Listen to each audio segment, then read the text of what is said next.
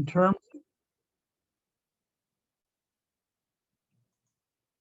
terms of Feynman diagrams, all disconnected Feynman diagrams have been removed. And the cumulant is the method for removing Feynman diagram, disconnected. That's a very common step in combinatorics of Feynman diagrams. So this is nothing earth-shaking at the moment. Now here's where we go beyond that, and we're using Bell numbers and Poisson statistics to understand the Kubo state. So that's quite classical. And we're using a functional derivative of the Kubo state, a gauge invariant functional derivative, second and fourth order. And we're looking at 1 and 2 particle irreducible Feynman diagrams with a cumulant expansion. And then we're looking at vertex insertion and prime sequences. And the prime vertex insertion is standard, the prime sequences are new. Power counting for large momentum limits, Feynman formulas for the analysis of momentum in higher order Feynman diagrams. Oh, what does prime sequence mean? Well, I'll get to that in a minute. Okay. That's a new concept. Subset divergences of sets of variables, a very important issue. You get a nominal improvement in the convergence, but there are subsets that don't agree and they have bad behavior. So this is sort of a summary, and I'm going to develop each of these ideas in separate sets of slides. So anything you didn't quite pick up on, you can we'll get to it. It sounds like this will be adapted to doing computations. This will be a which? Adapted to doing computations. You mean numerical computations? Is it? That's what I'm asking, yeah. Well, in fact, yes, the standard physics calculations are done in this manner. Okay. That's how you do quantum electrodynamics. You get huge accuracy, 17-digit accuracy to experiments. Unbelievable. So all the terms in the Lagrangian are Wick ordered. Now, this is not a familiar concept for mathematicians, but the Fock space operators are bosons, and they're defined in a normal way as a sum of an annihilation creation operator.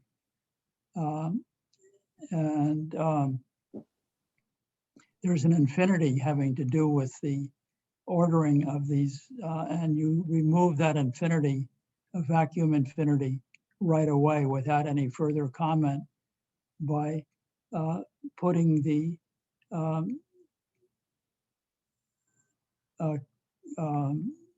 I guess you put the creation operator on the right and the annihilation operator on the left. And that way you avoid the vacuum infinity. And the ordering of these two factors is then fixed. It's baked into everything that follows. And this fact that it's baked in is very important in all the analysis. So we have Wick ordered quadratic terms, which are gauge invariant. That's the basic message here. So what's gauge invariant? The Wick ordered terms? Well, they're already, they're gauge invariant because they have equal number of upper and lower indices. So the F mu nu upper index, F mu nu lower index, that's gauge invariant. And that is not exactly transparent, but it's proved in the physics literature. And n double exclamation point factorial is like product of odd terms or something? What is that? N double factorial is every other one. Okay, n times, n times n minus 2 times n minus 4, etc. Right. And the improved combinatorics, you can imagine if you have counted diagrams and you had n factorial diagrams, but in fact you have n double factorial, you get a huge advantage in getting some to converge. And this is the key to the convergence of renormalized perturbation theory. Okay.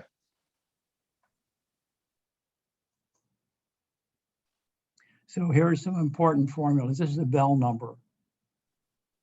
The definition. Go back to of that Bell- slide, previous slide. Okay, thank you. I just wanted to take a photo of it. That's pretty, yeah. The Bell number is the number of ways you can divide up a set into disjoint subsets. And it's not closed in cold form, but it has a definition given here. This epsilon is the Euler number. And then the most important formula is the one at the bottom, which says that if you take the Bell number, divide by n factorial, you get this e to the x minus 1. And so this is a summation of a whole bunch of Feynman diagrams, and it gives you a number, something you can work with. So this is the key to the convergence proof, this formula. We're going to manipulate it and derive a lot of consequences, which are much stronger, but this is the starting point. So do you think there's a connection between this e to the x here and the e to the x that one has seen in 2D Euler? As it evolves, something goes e to the x exponential. comes up everywhere. It comes up in turbulence studies. Okay, It comes up all over the place. all right, It's ubiquitous. okay. Professor, Yes. I think the power nth power of x is missing in the second formula. Oh, there should be an x to the n. Yes. Yes. Yes, thank you. There's an x Right. to the Oh, n. that's a good point. Otherwise, There's an x on the right and not on the left. yeah, there's an x to the n over here. Okay, well, there's always an x to the n. Put it in. Yeah, thank you.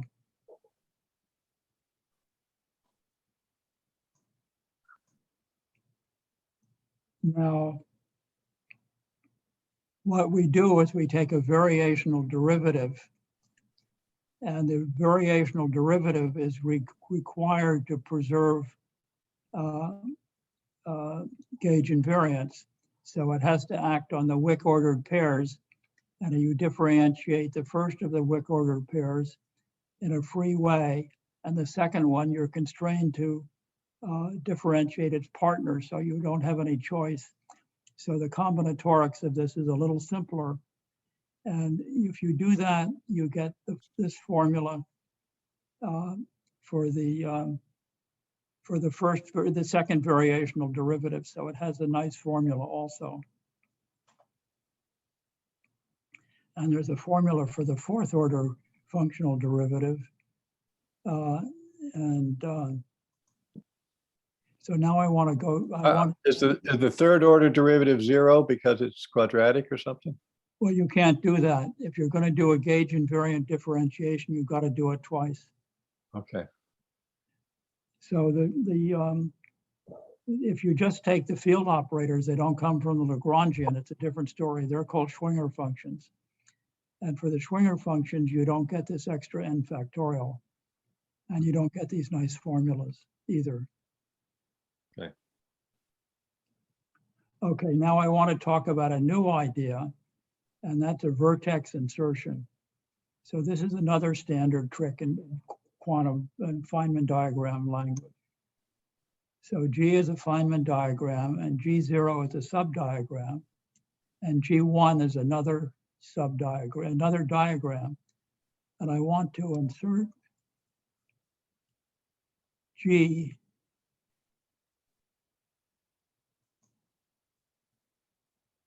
into G with G0 removed. So I take G0 out, and there's a hole left by removing G0, and I want to put G1 where G was before.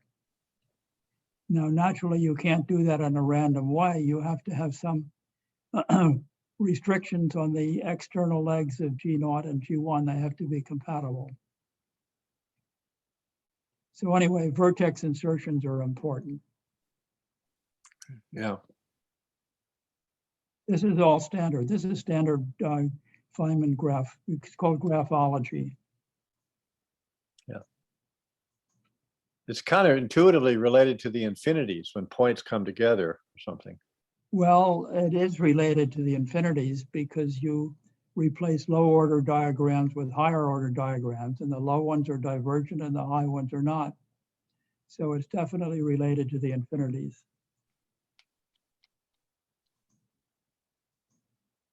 Now I want to talk about sequences and prime sequences. So a sequence refers to the external legs that go around the outside of G0 and G1. So there's something like an F mu nu, other F mu nu, D phi, and that any choice of that is a sequence. Now a prime sequence defines a diagram that does not factor into two smaller subdiagrams. Now, how could it factor? It could factor if the upper and lower indices matched before you got to the end. So the only way it can be prime is you pick all the upper indices, the first ones, in an arbitrary way, and you pick the lower indices that follow. You have to pick them in the reverse order to the order that was in the upper indices. So you're losing out on the combinatorics. You have fewer combinatoric choices for a prime sequence.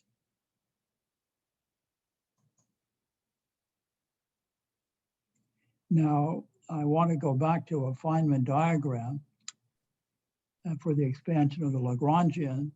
With a certain number of field operators and their external legs, they're all Wick-ordered pairs, and there's an integrand, which is a function of the momentum p, and I want to talk about the p.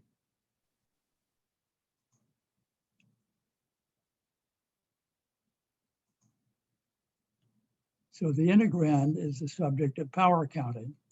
So we want to know, in addition to these diagram and legs and so on, we want to understand what you put into the diagram to get a number out. So that is some power of the momentum p. And the whole business of this is called power counting. And there are rules for all of this.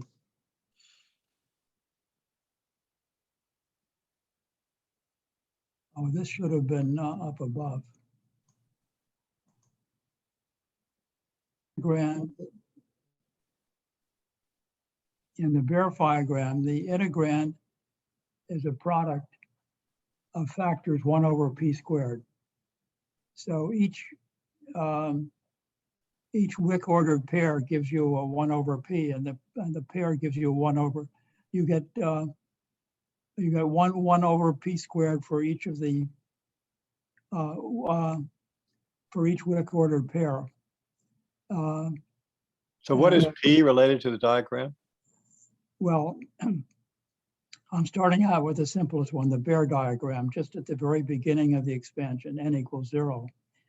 And the Feynman diagram has these Wick-ordered pairs in their external legs, and for each pair, you get 1 over p squared.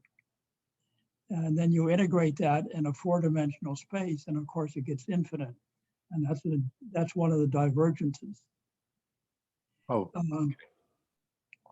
so the integrants so are. P is the momentum variable in 4-dimensional space. It's a Fourier transform variable of a position. Okay.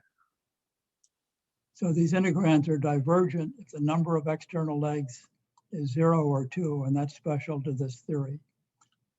And 0 is a vacuum and 2 is a mass diagram. So these are the beginning of the renormalization, and then we have to see what happens to the integrand when you do renormalization steps.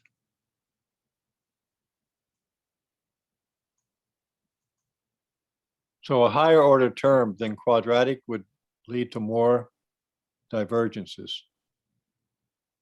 Yes? You have quadratic, but if you didn't have, if you had a cubic term, how would this be affected? There's nothing cubic. You can never do this theory with a cubic Lagrangian. Okay. Or quartic. It doesn't fit in. It doesn't fit into the Yang-Mills framework. You can do it, but it isn't. It isn't a Yang-Mills framework. Well, Each renormalization step replaces the integrand with two terms. So the renormalization takes the original term and then it subtracts the vacuum expectation value of the original term.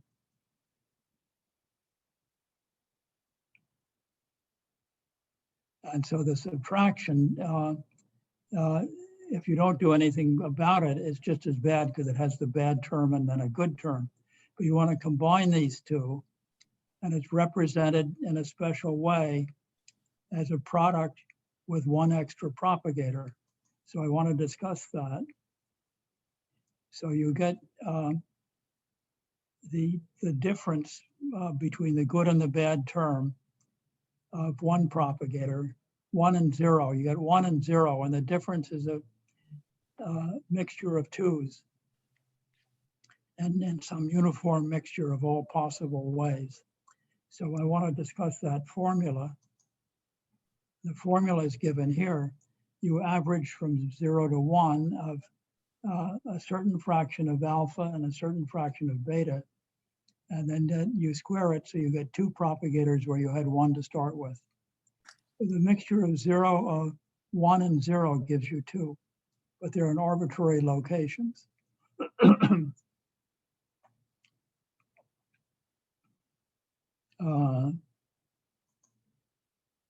Now, what's wrong with this? So first of all, we can generalize this to nth order. In nth order, there's a symmetric mixture of n propagators. And the symmetric mixture, the problem is that subsets of the variables have divergences not removed by the symmetric average.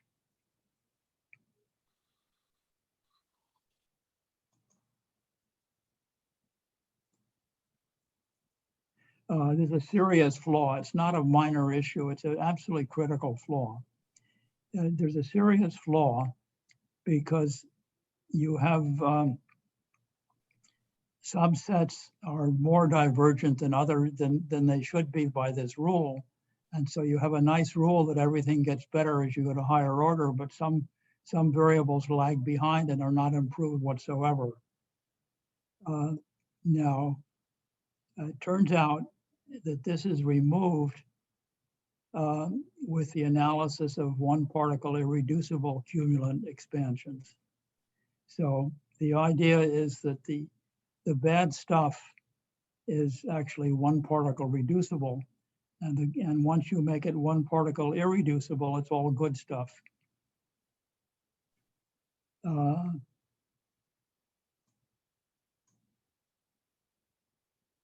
so you mean you can get a new summation over one particle irreducible?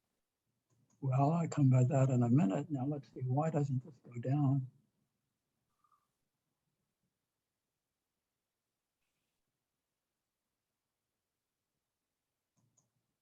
Trying to, oh, I know what the trouble is. I have this line here.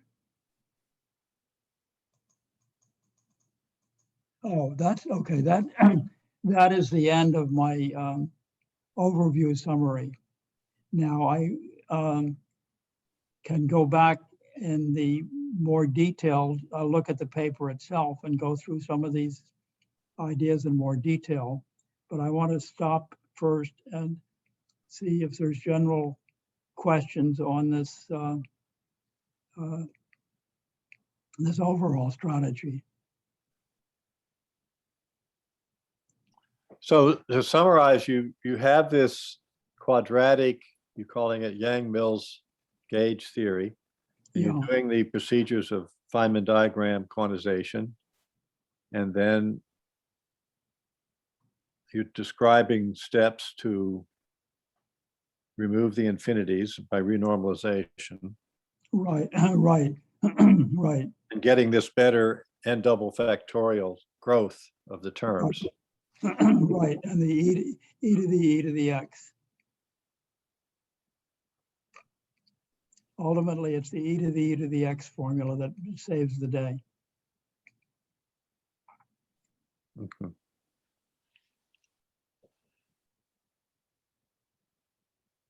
But this method is applicable to any of a similar type of quantum field theories? Gauge theories, yeah. There should be Yang-Mills gauge theories. They should be quadratic in the quadratic Wick ordered pairs in the Lagrangian.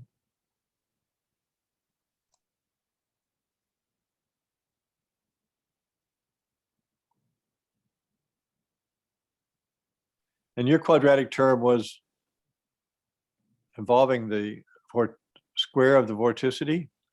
Well, square- we have two terms. We have a Sorry, the vorticity, square of the vorticity. Yeah, right. you have the vorticity term and the field strength term. And the what? The phi term. No, what's this? What's the word? No symbol, no Greek symbols. I mean, one is vorticity. Well, there's the matter field and the oh, I see. You're saying what when I said I solved the wrong problem, you want to know what was the wrong problem and the right problem. No, I'm even more banal than that. I just wanted these quadratic terms related to the fluid, where one was related to vorticity and the other, you're calling it a matter field. You mean you're imagining there's a passive field being Well, pushed along? no, let me go back and say that the energy is divided up into two forms of what you call total energy, which is normally called epsilon, at the Kolmogorov epsilon. And the No, other but is not what it's called. What is it? epsilon. Well, it's the total energy dissipation rate. So it's Which is what in terms of the fluid parameters? well, it's the ratio of the strain tensor to viscosity. Oh, okay. The definition of viscosity in terms of the strain tensor. Okay. And the other one is the entropy, a similar ratio, but involves entropy. And that is the one I should have been using, we did not. And if I used the correct one, I believe I would have gotten the turbulent states and not the helicity states.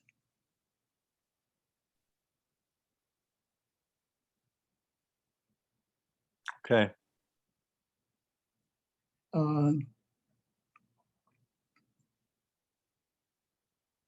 Well, we're at the end of the hour, and I have and a little of more detailed versions of these formulas, but I don't know whether they'll help you or confuse you to go through them. So maybe this is the proper place to stop. I did not complete the proof of convergence of the theorem, but I think you see the pieces that have to go together, how you would complete the proof. Would you like to continue next week? I would like to pause and see if I can do the correct problem and not the wrong problem. Okay. I think I've said enough for now. Okay. So are there questions? I think I've explained the main ideas.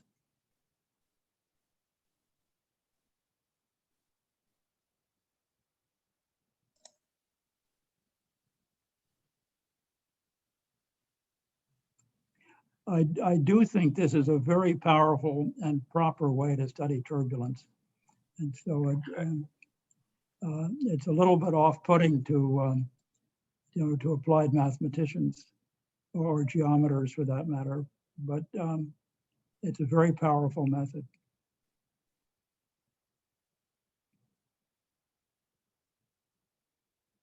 I'm puzzled by the fact that you can be gauge invariant all the way through. Well, because I thought in the 60s and 70s and 80s, it was a big gain in quantum field theory to somehow introduce these other formalisms with ghost variables. And that has a big justification in mathematics in terms of the idea of resolving a non-free object to make it into a sequence of free things, and then It's Well, it's true that the physicists love the non-gauge invariant formalism. I don't myself, I don't understand it because there's nothing physics about it. Everything physically observable is gauge invariant. So they're passing through. Yeah, but there's a reason why you have to do that, I thought, because you have constraints. Well, that's all disappears. All those obstacles. You're right. They're all in Weinberg's book on quantum field theory. They're all there, and we avoid them. And so I don't know. I don't understand other people's motivation, but in any case, we have our own motivation, which is to be simple where possible. Yes, I heard that the recent trend is that people are trying to calculate everything in a gauge invariant way, unlike the past. Like doing calculations in a non-gauge invariant way was some kind of a tradition, and it was a convention because the original founders of the quantum gauge theories did that way, and physicists just stick to that convention. But now it is changing. That's All what right. I know. All right, so we're in agreement with the leading edge. That's a nice place to be. Are there more questions?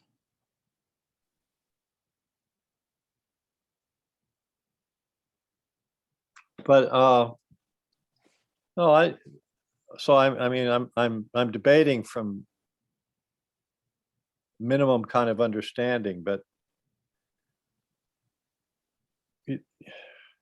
well, I mean, the Feynman expansions are related to doing a Gaussian integral, and you expand it out. There's some combinatorial stuff related to that in various Well, expressions.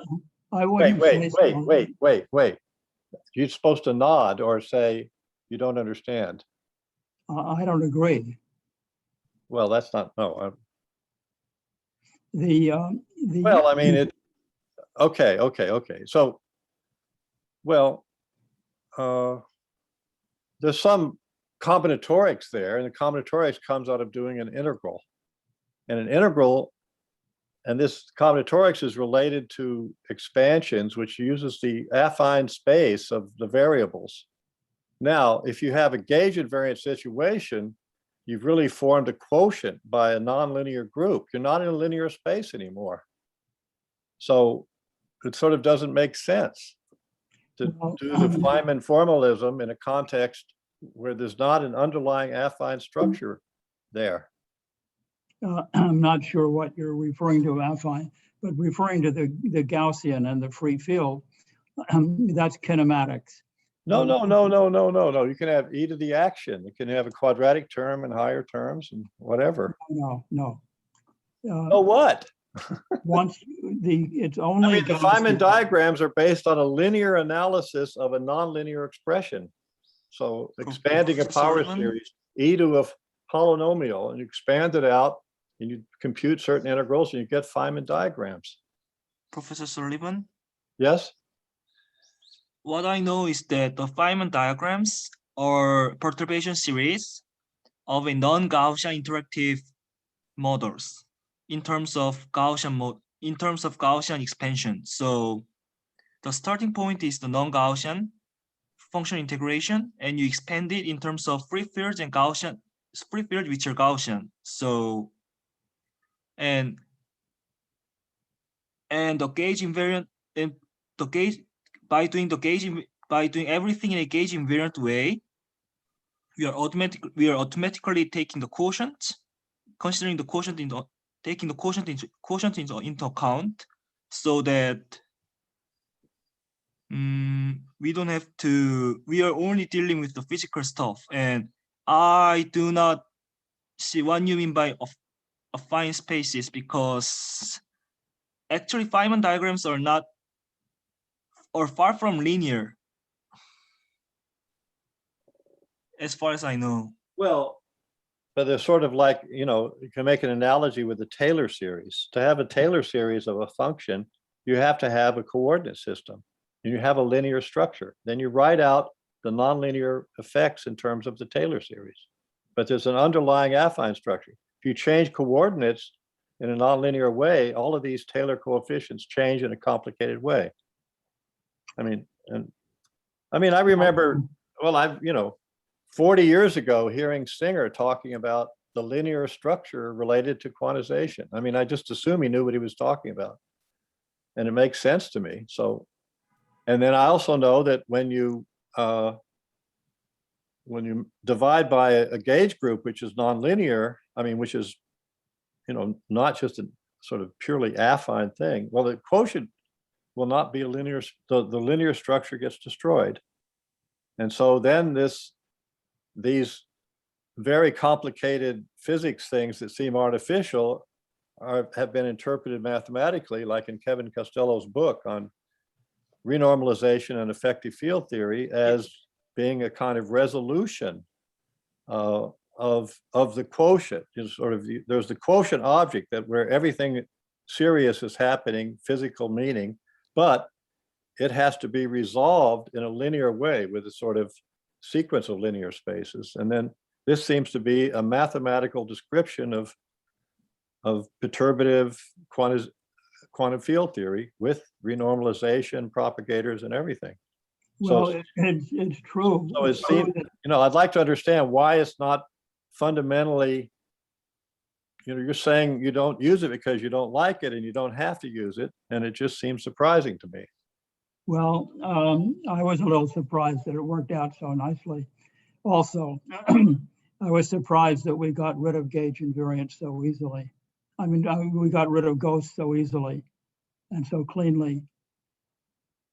But it's a theorem. Well, Is this something to do with the fact that you only have quadratic terms? Well, look, I have that theorem in the paper. If you want, it's a short theorem. If you want to look at it, you want a proof of the theorem? Would that be a help? No, she's asking, is it because you only have quadratic terms in the action that you can make this simplification? Well, I think so, because we're dealing with super renormalizable theories. Things are very much simpler than usual just renormalizable theories. That's what I think. No, it's not that.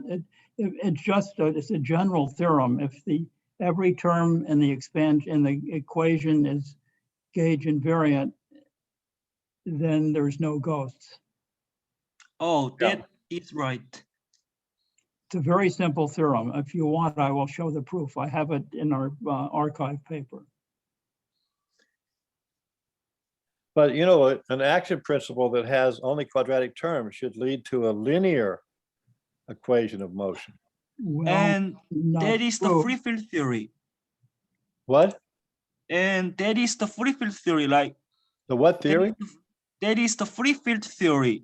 A theory like 5-4 theory does not lead to the linear equations. Well, the No, quadratic quadratic terms terms mean you have the equation of motion of the theory is linear. So how can it be related to the nonlinear Euler equation? It's a nonlinear Lagrangian, quadratic terms, but they're because of the gauge invariance, they're nonlinear. Quadratic gauge invariant doesn't make it linear. Oh, Well, I mean, like Arnold's viewpoint for Euler's equation is just the energy, which is quadratic, but it's on a nonlinear space of diffeomorphisms. So it's not a linear. Now, the expansions seem to, according to my mentor Singer, who was trying to explain some of this to me decades ago, and I didn't understand it, but I remember what he said, and I know what he meant, although I didn't understand it. I know what he meant, and that was that the linear structure is used in the expansion. So and then if you only have quadratic terms, of course, then everything is fine. You can just a quadratic theory with a linear something, a linear space of variables, then you can do it all. And But then Oh. dividing by the gauge group makes the space nonlinear. Well, So maybe, it's yeah. like you're having your cake and eating it too. I mean, I'm just debating, okay? I don't know what I'm talking about. Oh, Professor, let me clarify everything. Like, I think I know what you're confused about. Well, it's what I'm convinced about, not confused about. Oh, yes. I'm not confused. I know I don't understand quantum field theory. So I'm, okay. But anyway, okay, let's say I'm confused. Okay. I don't feel confused. In case of the U1 gauge theory, which we are renormalizing in our paper, we are also considering external matter field.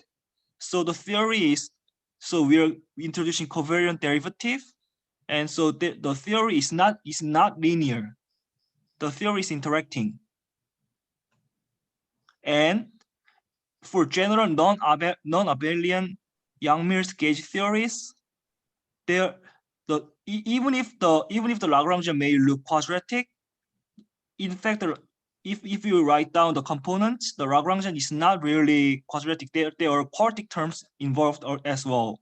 And Professor Jeffy expects that these quartic terms give rise to the mass gap.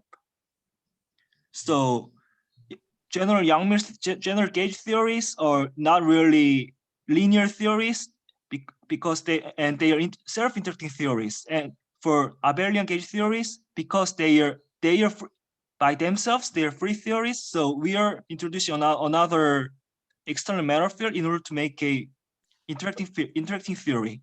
That's what we are doing. Okay, well, I think there can be an intelligent discussion in 1 week. I'm going to reconvene this meeting, and whoever wants to come can come. And here are the issues.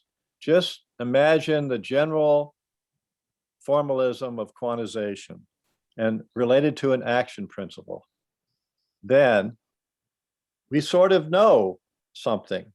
We know you can do it Arnold's way with a quadratic action, just a normal energy. This is the Arnold way of deriving Euler's equation as the geodesic flow on the space of volume-preserving diffeomorphisms. This is Arnold's method. It has a quadratic Lagrangian, but the space is nonlinear. It's the local diffeomorphisms. If you didn't put volume preserving, it would be linear. Just a local diffeomorphism is just a bunch of functions satisfying a generic condition. So it would be linear, but because of the volume preserving, it's nonlinear. You have this constraint. Okay, so we can have a nonlinear PDE, Euler's equation, described by a quadratic Lagrangian with a constraint. Okay, that's one thing.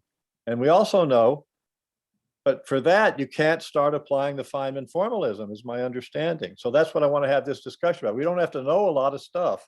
We just get some book by a mathematician where he's discussing Feynman diagrams in relationship to quantum field theory and see, can you have a situation where you have a quadratic Lagrangian and use Feynman diagrams to describe something whose equation of motion is nonlinear? It seems like a contradiction. Ab initio, and I only have a less than undergraduate understanding of quantum field theory. Okay, it just doesn't. So, and I'm sure you're right and I'm wrong, but I want to understand why it's not prima facie wrong. It's not so quadratic when you expand it out and expand out the gauge invariant stuff into all of its subterms that are non-gauge invariant subterms. I see. Okay, so maybe that's the explanation, right? So I'm looking at it too superficially.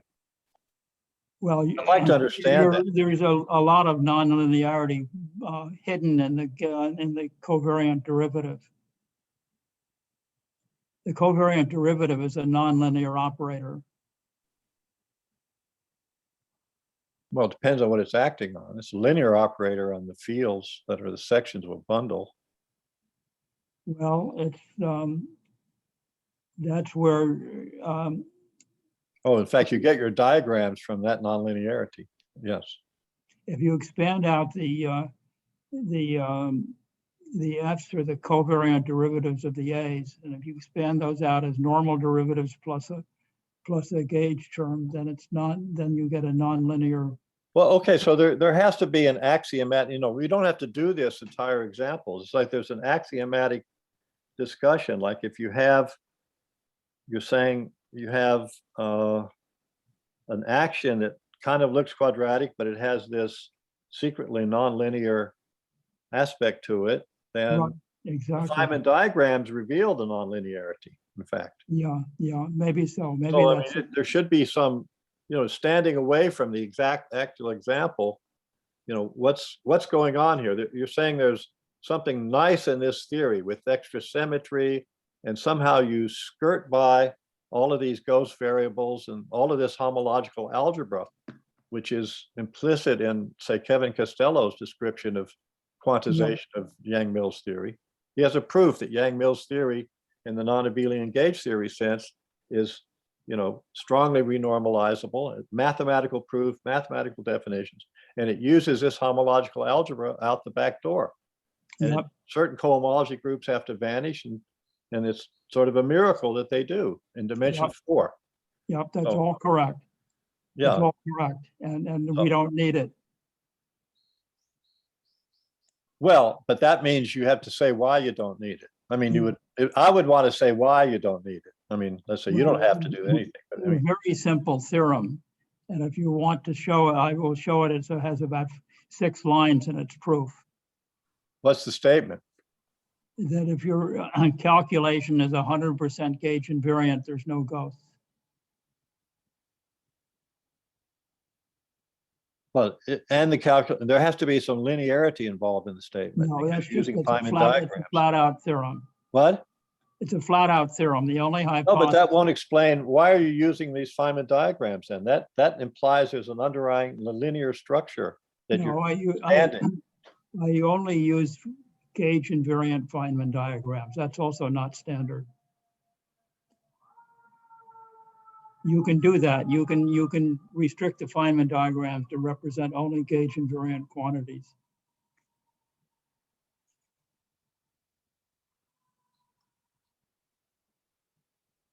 I think I need to be convinced there's something at the basis.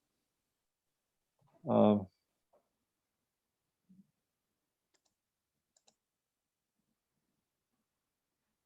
look, the theorem is so simple. I really would like to show it to you. It's just No, but the theorem doesn't satisfy me.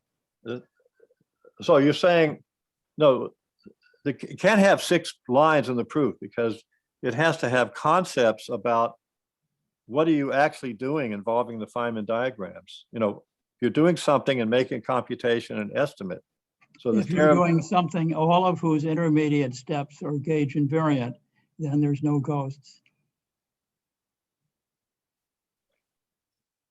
It's a very general statement. Any calculation, all the intermediate steps are gauge invariant, then there's no ghosts. yeah, but what are you calculating? Anything. No, but this thing that's going to be convergence is supposed to be related to the equation of motion. Right. We only look at gauge invariant quantities for everything. Yeah. You don't lose any physics. There's no physics that's it fails to be gauge invariant. Every physics statement is gauge invariant in its physics statement.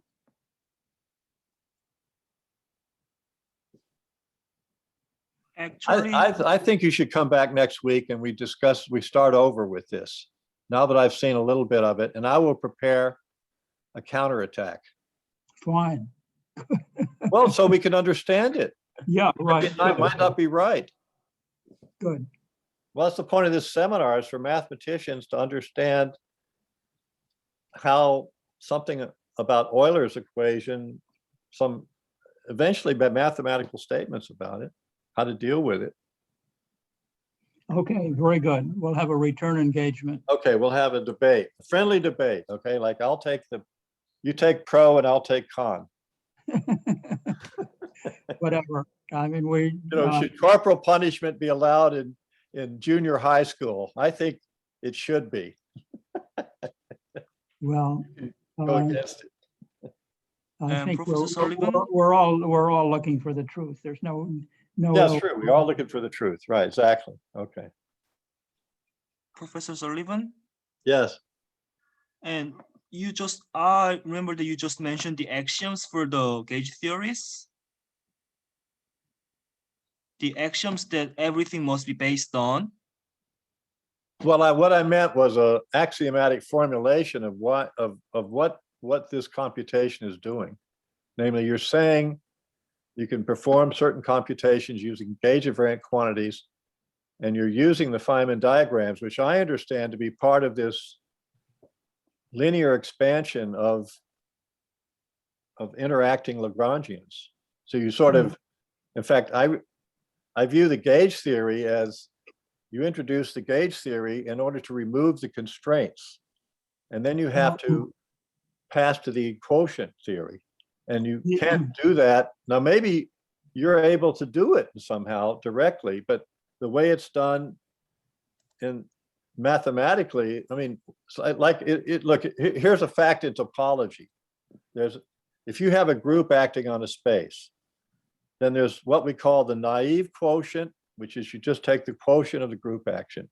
But if the action is not free, that naive quotient has extra unstable aspects to it. And there's something we call the derived quotient. It's actually called the Borel construction. It's due to Armand Borel, where first you do something, add a lot of extra variables to make the action free, then you take the quotient, and no matter how you did that, all the essential properties of that derived quotient are the same, no matter what choices you made.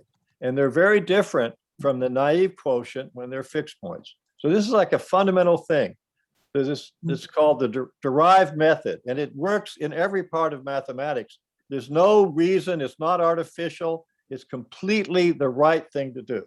well, And this is what I have to understand. this is what the mathematicians who are describing the old physics literature, the older physics literature, 60s, 70s, 80s, and so on, have formalized mathematically. It's part of this derived method. So I have great confidence in that. Now, that might be avoidable by some stroke of luck, but you have to show why it is. You know, Okay, so let me it's like a super red flag for me. Okay, let me just say the following. We have found a reference where quantum electrodynamics is done in totally gauge invariant manner, and therefore without ghost states. And for Yeah, gauge but theories, that's a linear theory, isn't it? The No, equation of quantum motion is linear. electrodynamics is very no, nonlinear. it's not a linear theory. No, the equation of motion. No, it's not linear.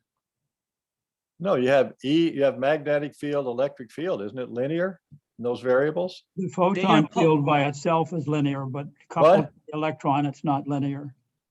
What? The photon field by itself is linear, but coupled to the electron, it's nonlinear. The coupled system of quantum electrodynamics is nonlinear. Okay. And there's a theorem which we quoted that says you can do the calculation of quantum electrodynamics in a gauge invariant manner with no ghosts. Okay, so something, so you're saying that situation has this property and your situation has this property. Well, I'm assuming that, yeah, the same methods work for us. That's right. Now you're saying maybe they don't, so we have to think about that. Oh, I see. You're saying because this method works and it met in that context, and that's proven, and the same procedure can be carried out here, you're strongly feeling that that will be correct. Okay. Yep, exactly. Okay. That's the idea. Okay, I get it. And okay, so still there's something to be explained, that you could either check that it works by doing computations, or you can prove a theorem that it works the same way that other theory works. Well, I don't know what to say. We have our simple theorem, and you're claiming it somehow isn't relevant because of free versus non-free action or something.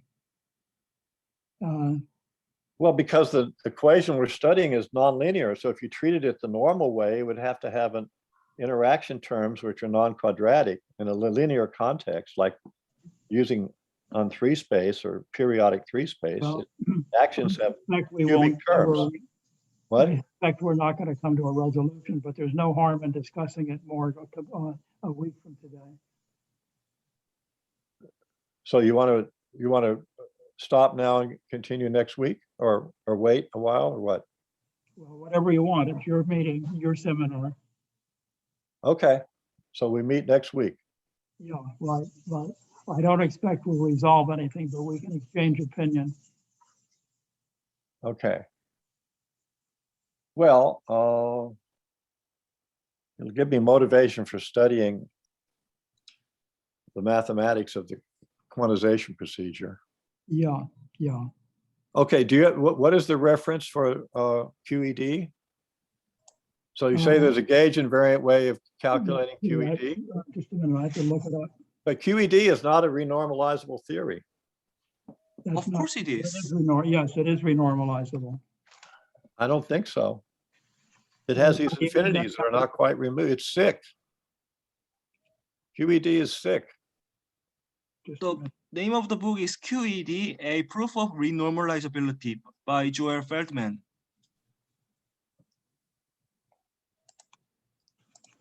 I'm looking for reference in this, in our paper. Well, why do I always hear that QED is sick? And non-abelian gauge theory is not sick.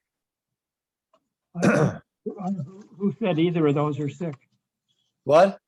What did you say? There's nothing. Well, the QED is not as good as non-abelian gauge theory in terms of the mathematics of the renormalization procedure. Well, I'm not Coupling sure. constants don't go, same way gravity is not good. Well, gravity is a whole different matter. Well, I know it's very bad, but QED is fine. There's nothing wrong with QED. That was the original classical success of quantum field theory. yeah, I know it's partly successful, but partly not successful. And non-abelian gauge theory is more successful. Well, I don't know about that. QED has a fantastic agreement with experiment. Okay, number 4. Feldman, Hurd, and Wright. No, but there's a problem with QED. Yes. Find out what that is.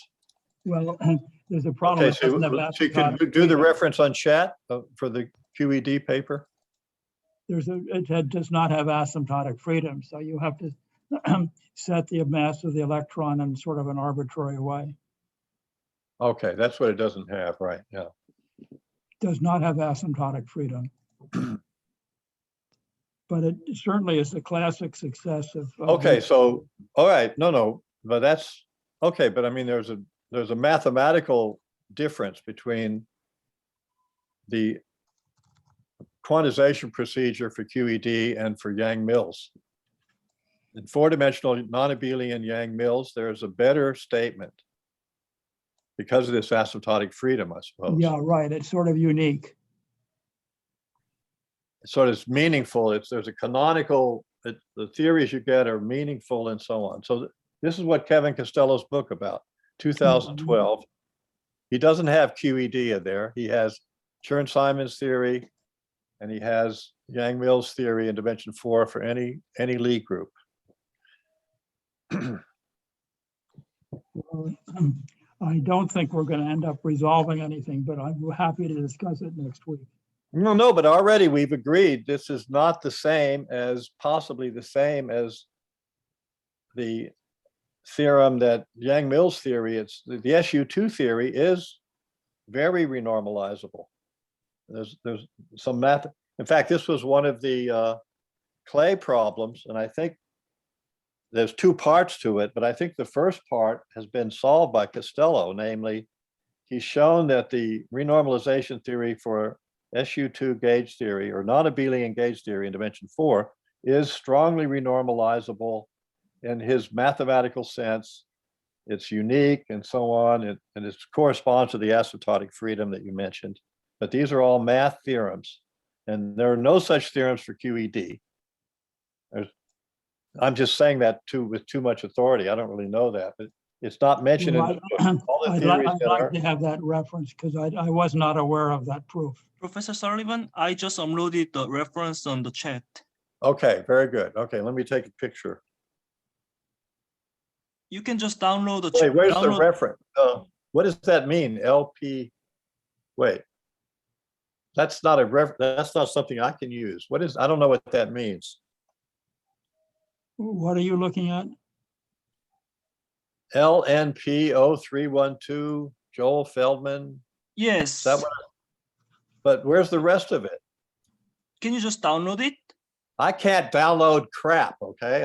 I'm very good. I'm no good with computers. So This is Springer Verlag. It's a book. that's a book. And what's the title of the book? A proof of renormalizability. Ah, QED, a proof of renormalizability. Okay. I believe that's a book. Is that a book? Yes, it is a book.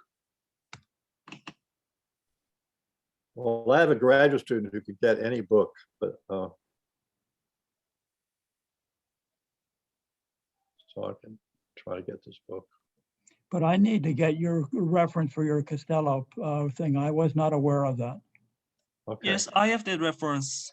I can Okay. send you this. Do you have it, Minju? Yeah. Okay. Yes, I have it. Yeah. Okay, so And that's send the me first of 3 books. It's 10 years ago. And he wrote this book. And then in the meantime, he's written 2 other books going further to get to the actual observables and stuff. It's very mathematical. But he also, the book is discussing how it fits with all the previous physical theories of quantization by physicists and by mathematicians. So it's rather a compendium. And he's at the Perimeter Institute, which is mostly physics. So he's a mathematician trained in algebraic geometry. So he understands very well the most sophisticated algebraic concepts in mathematics, but he's been interested in physics all of his career. And he's extremely good. I know him since he was a graduate student. So what kind of proofs, what kind of issues is he proving? Well, he's formulating, first of all, a mathematical concept of having a classical theory which will have a quantization. Yeah, but I mean, you have to put in cutoffs and remove them and get ultraviolet estimates. Right. So he's sort of repeating what the physicists do, but so that it's all precise. And it's also it's not only, there's this funny thing that always annoys me. Then physicists will talk about, there are people they'll talk about, well, these are the correct ideas and they produce things that are correct. We don't have all the details of a proof. But actually we don't have it's not only not precise, it's we don't have the concepts of the formulation of a statement that is correctly being proved. So he's doing concepts in this book. It's an entire book by a very brilliant mathematician. Well, I'll have to take a look at it. And I've been trying to read it for 10 years. It's taken me a long time. All right. Well, Not easy. So we'll discuss. If I get anywhere with it, I can discuss it next week. yeah, we can discuss it in a general way for sure. Yeah. And so, and I'm going to look at this book to see. I would suspect that he doesn't deal with the ultraviolet limits and things like that. Who? Costello. Feldman or Costello? Yeah. Which one did you mean by he? Costello. Oh, no, he does deal with it. He does deal. He takes Oh, of course. ultraviolet. He has convergence, ultraviolet convergence and everything. Yeah. Well, okay, I'll take a look at that.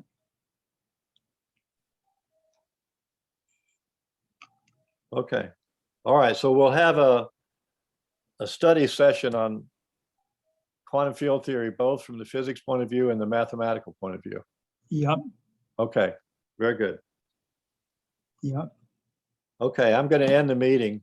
My Okay, wife thank- just said I have to go do something. Okay, thank you. Bye. Thank you. Bye. Dennis, can I